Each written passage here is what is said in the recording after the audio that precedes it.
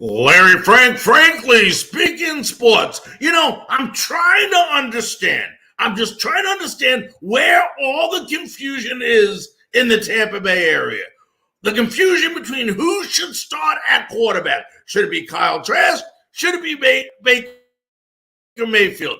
This is a question that shouldn't even have come up.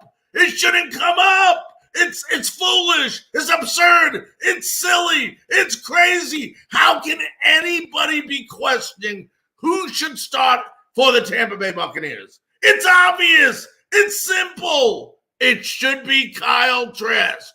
Kyle Trask, you say. How about Baker Mayfield? Baker Mayfield is terrible. He's terrible with a capital T.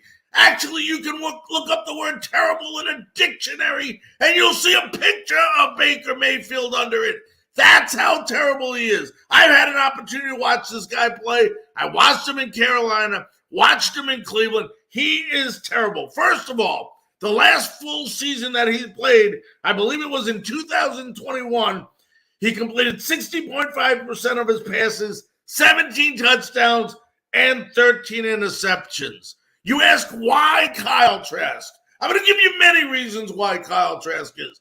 First of all, Kyle Trask is the answer, number one, because he had the opportunity to sit, learn, and gain knowledge from the best quarterback who ever played the game, named Tom Brady. He learned a lot from Tom Brady, and he will carry that onto the field.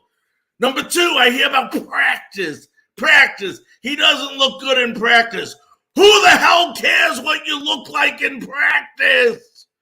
There's so many quarterbacks in the past that have sat a year that did not look great in practice. Let's go ahead and name a few. First of all, how many years did Geno Smith for Seattle not look good in practice?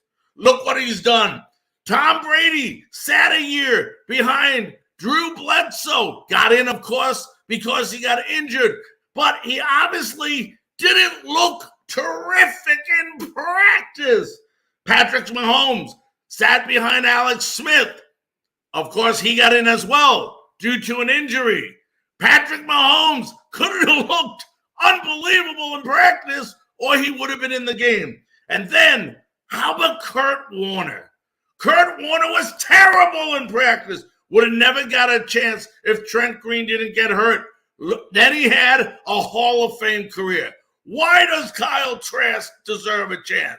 Number one, or I should say number two now, is because he's earned it. He's earned it. Number 2 draft pick, 64th overall. You did not pick him to put his ass on the bench. Shouldn't be on the bench. He has learned a lot, and give him an opportunity to prove himself. Here's a guy that every aspect of his life has come through with flying colors. What? He didn't actually play in high school or his junior year in high school, whatever. You know what? He didn't start at Florida. You know why? Because he wasn't great in practice. And look what happened. Felipe Franks got hurt. Kyle Trask comes on.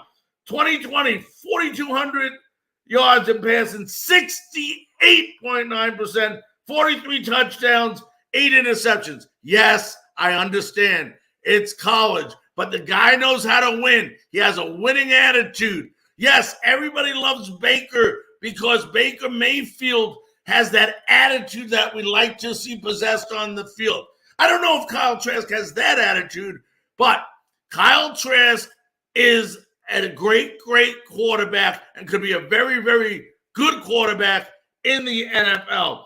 And like I said, folks, to me, this is dummy proof.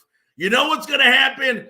Either A, Baker Mayfield starts, and B, Kyle Trask either goes in because Baker Mayfield, which I know he will underperform, and they'll put Kyle in, or like all these other great quarterbacks, Kyle's going to get his chance, unfortunately, because Baker gets injured, and I never like to see anybody get injured. But, guys, I love to get your feedback. There is no good answer. People are coming up. I'm listening to different people that I respect in the Tampa Bay area. They're coming up with practice. Screw practice. This guy deserves a chance. Love to get your feedback. You can go ahead by doing so, leaving comments underneath, or go to Frankly Speaking Sports at